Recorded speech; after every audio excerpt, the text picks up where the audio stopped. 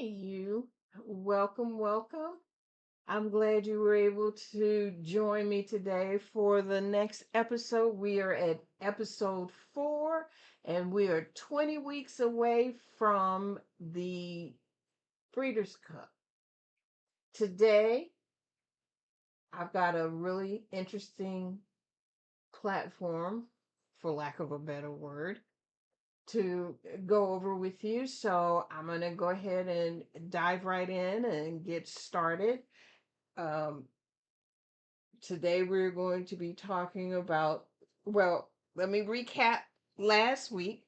Last week we talked about the different divisions of the Breeders' Cup.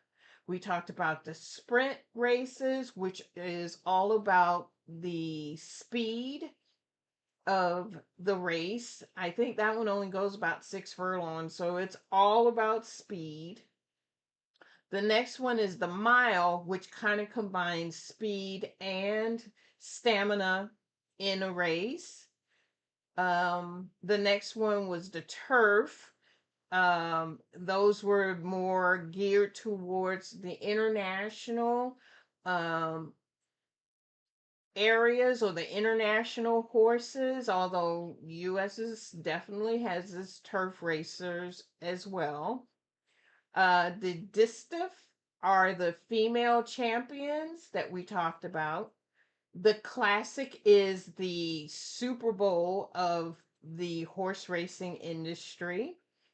And the last one are the juveniles. Those are the future Hall of Famers or future stars that are going to be competing to see where um, they end up in the next year, whether they end up in the Triple Crown races um, or not.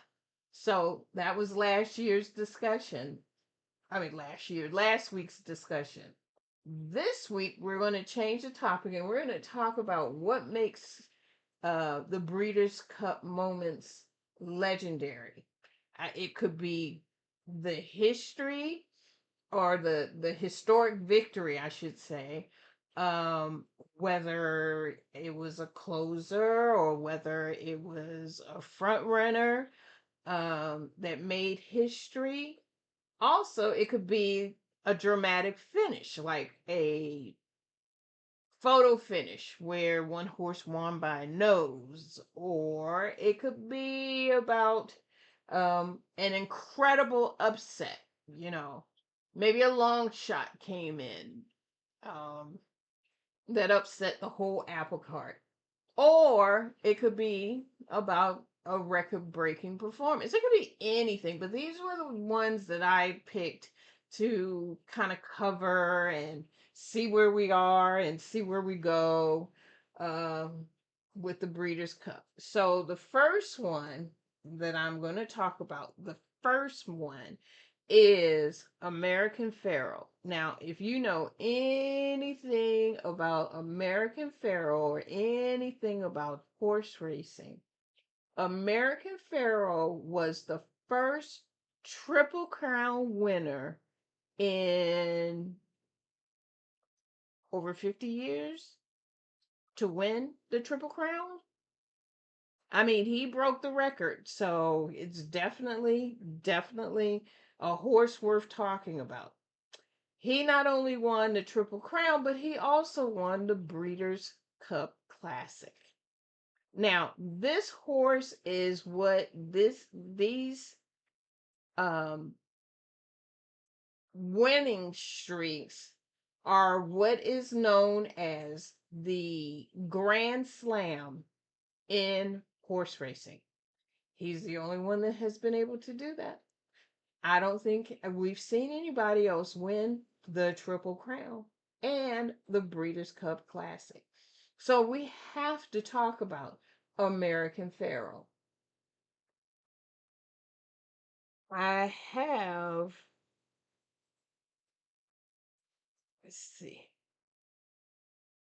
a very brief, uh, actually, I think I'm going to do it this way. I'm going to do it this way.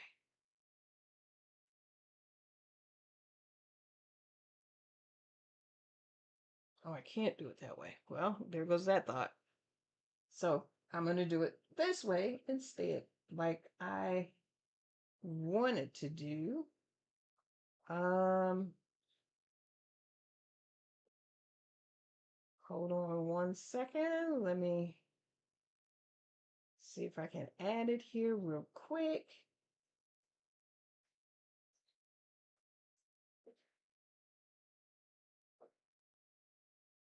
Okay,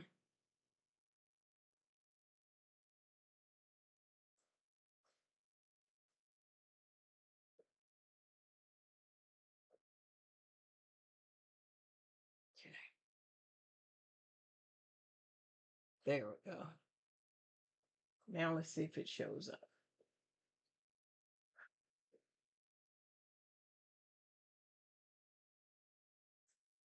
It is not showing up. I wanted to show a brief the final leg of the Triple Crown and where American Pharaoh won. But I'm not sure if it's gonna let me. I'm gonna try it again. Hang on. See if it's gonna let me add that in there. There it is. Okay.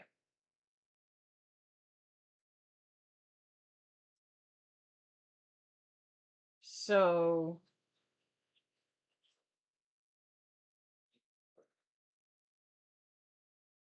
this is the leg.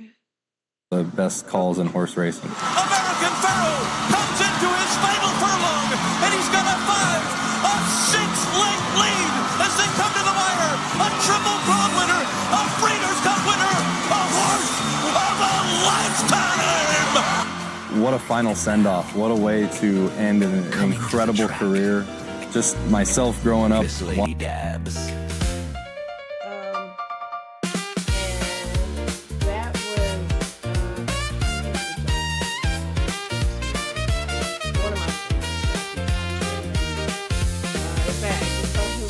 The other day, and oh, why can't I think of his name?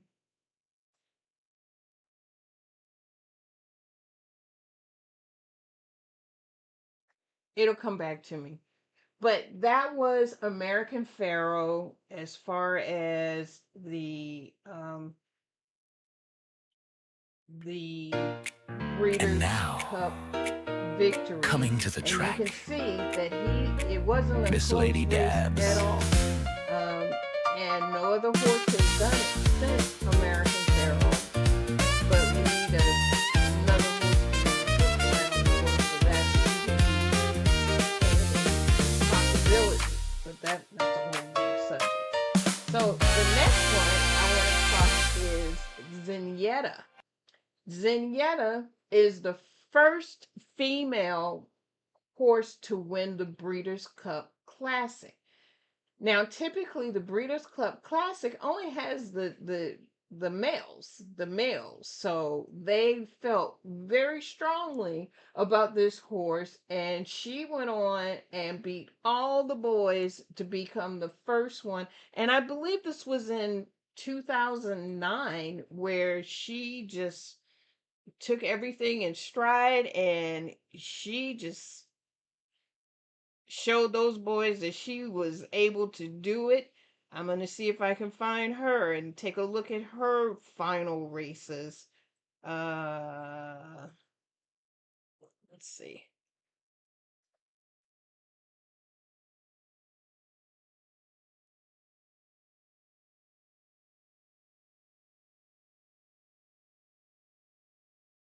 I am.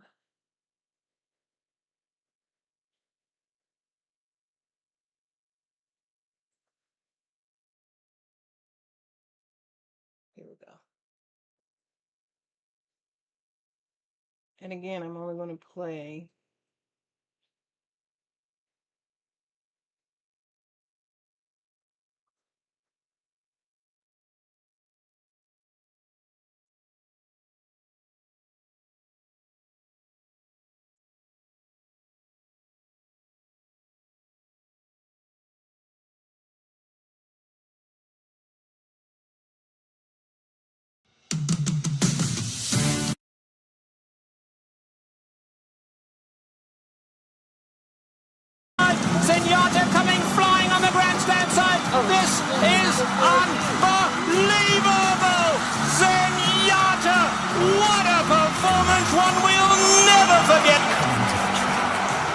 just so loud, so exciting. And I think sometimes people really do get behind a horse, not just the bet they won.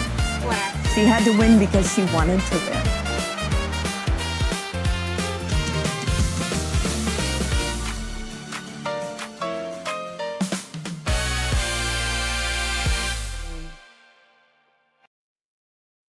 What a performance, one we'll never forget. Just so loud, so exciting. And I think So that's Zenyatta.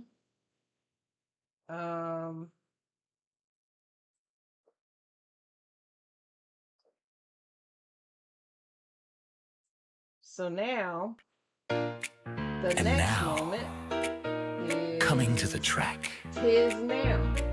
Miss Now, Lady Tiz Dabbs. Now is the only horse to win the Breeders' Cup Classic twice. And apparently that's a pretty good feat for him to do. And I think I have a video of the last race that he ran, so I'm gonna show that one. And I'm trying not to run these too quickly or too slowly, but I want you to get an idea of these horses and how they became the champions that they are recognized to be today. Let's see if I can capture that one.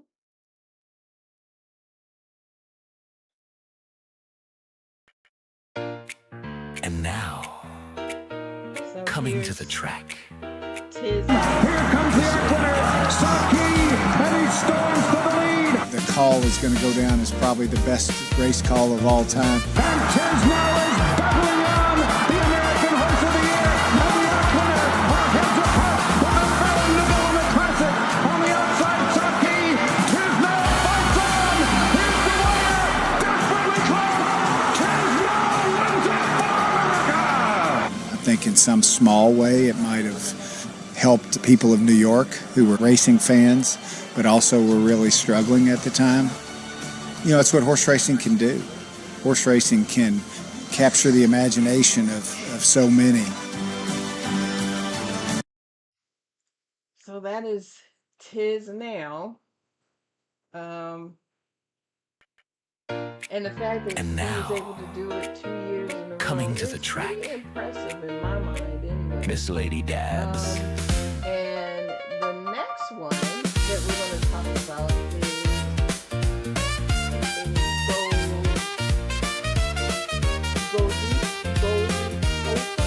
not familiar with that one, but you know, he's won the Breeders' Cup Mile 3 times. So that lets you know how impressive that horse is. I'm not sure if I have a picture or a video of his last win. Let me see.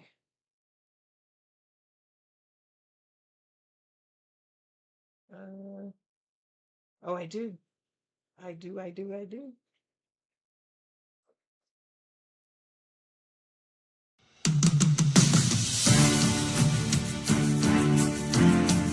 2010.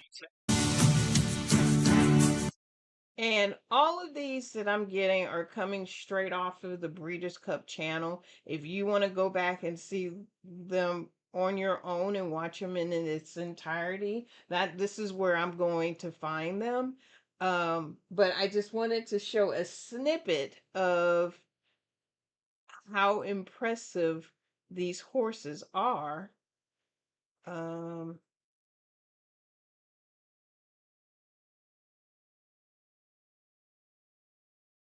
To make up, and Pellier was barely moving. He just nudged the reins at her and off she took. Okay. I realized what I didn't do. So.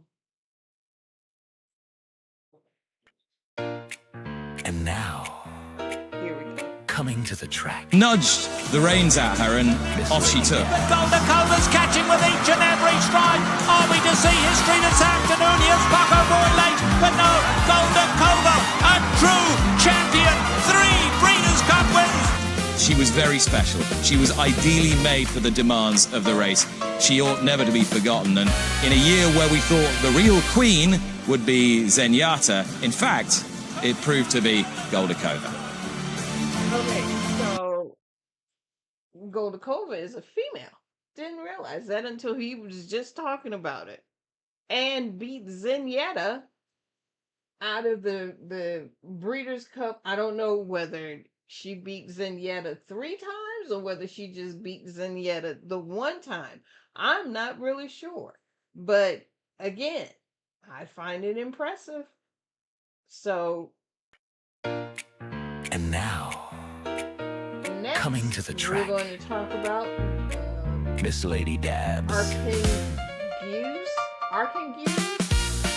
This was the biggest upset ever in the history of the Breeders' Cup. This horse was going off. I don't want to be misquoted, so let me go back and take a look. This horse was going off.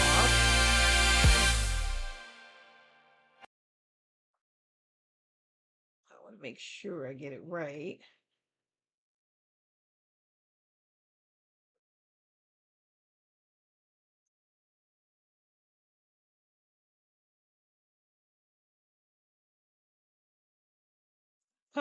This horse was going off 133 to 1.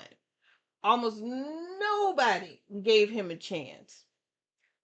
Yet he shocked the racing world by winning the Breeders' Cup. Let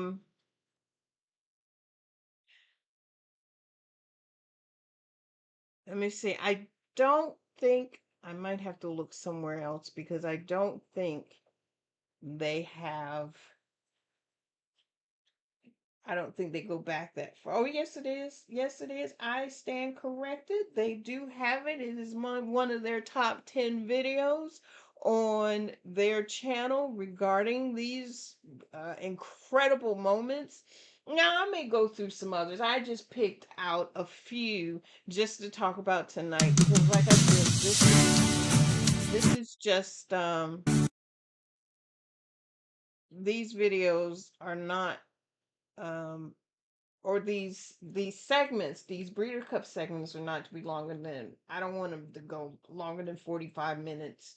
And I'm just here to kind of get you excited and enthused about wanting to at least watch the Breeders' Cup because, like I said, I'm going to be there. I did not know anything, and I've said this from the beginning since I've been doing this session, that I didn't know anything, nothing about the Breeders' Cup. I've seen it. I saw it on would come up with the purple symbol on the past performances when a race card came up, but I still didn't understand what it meant. I didn't understand the importance of the Breeders' Cup. So the more I'm learning about it, the more I want to learn, and I'm just hoping that you are willing to hang in there with me. We've got 20 weeks, and I'm determined to go through all 20 weeks and talk about different things as they come up. So,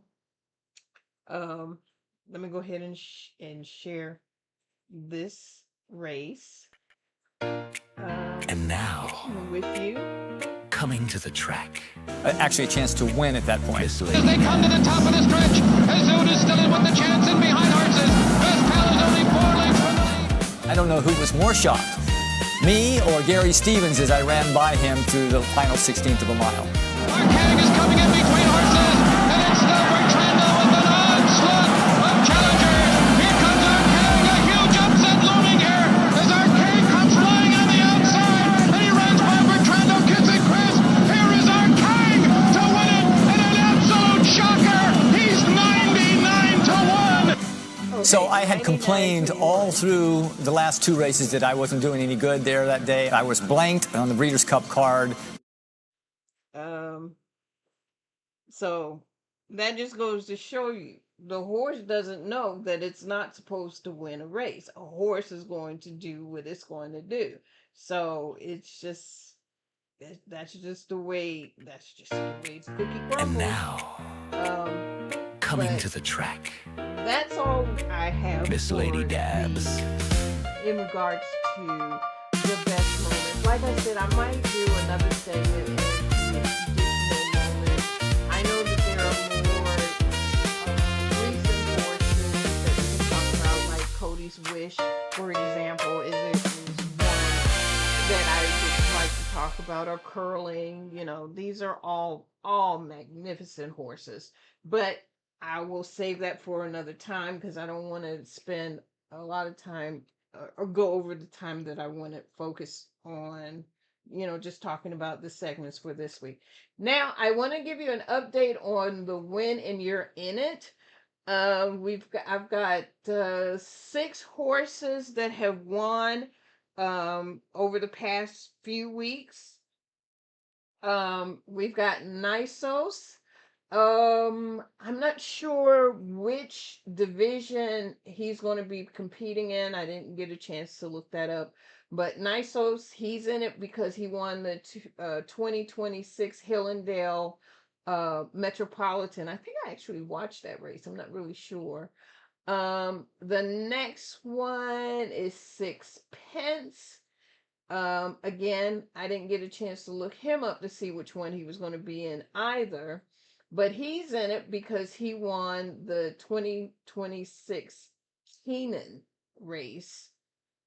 My show Tabutu is in it, and because he won the 2026 Takarazuka Kenan race, and I do know that he's going to be riding in the Breeders' Cup Turf. The next one is 10 Bob Tony, in it because he won a 2026 Queen Anne Stakes. He's going to be in the Breeders' Cup Mile. Mission Control, in it because he won the 2026 King Charles III Stake race. He's going to be racing in the Breeders' Cup Turf Sprint. And the latest one, he just recently won, was Ombudsman. He won the Prince of Wales Stake race, and he's going to be riding in the Breeders' Cup Turf. So these are the additional races or the additional winners that we can expect to see during come October in the Breeders' Cup. So I'm looking forward to it. Trivia of the week. When was the first Breeders' Cup held? And I've talked about this before, and which is why I put the year up. Yeah, I didn't try to make anybody guess. It was in 1984. I'm going to be posting a poll. Which Breeders' Cup moment is your favorite? Which is your greatest moment? And I'm actually putting these in Discord because YouTube limits you to like 4 answers, or you can't pick your own answer. And I'm putting it in Discord so that, I'm going to put up a few, but you are able to put your own answer in. So look for that. And lastly, we talked about some of the best moments, a few of the best moments in Breeders' Cup history. Like I said, this is week 20. But next week, we're going to be switching gears a little bit, and we're going to be talking about how bettors bet the track, the Breeders' Cup, how it works, and anything relating to betting styles and the type of betting that you can do. So it's going to be all about betting, but I hope you can join me. And that is about it. Thank you for coming in and taking a few minutes of your time to just kind of join me as I go down this crazy road. I look forward to seeing you next week.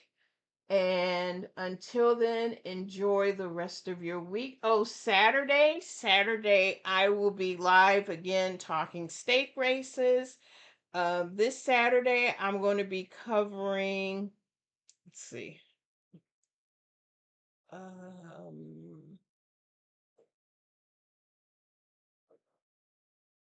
I believe there are 5 races that I'm going to be covering. Pull that up real quick. I had it up and then I closed it for whatever reason. So there are 2 races that are going to be going off at Laurel Park. This is a first time for me. I haven't covered Laurel Park stake races this year yet. So it's race 7 and it's $100,000, and this is the Jamala stake race. It will be going 5 furlongs on the turf. The next race at Laurel Park is the 9th race, again for $100,000. This is the Ben's Cat stake race, again going 6 furlongs on the turf. Then we've got one race at Belmont Park.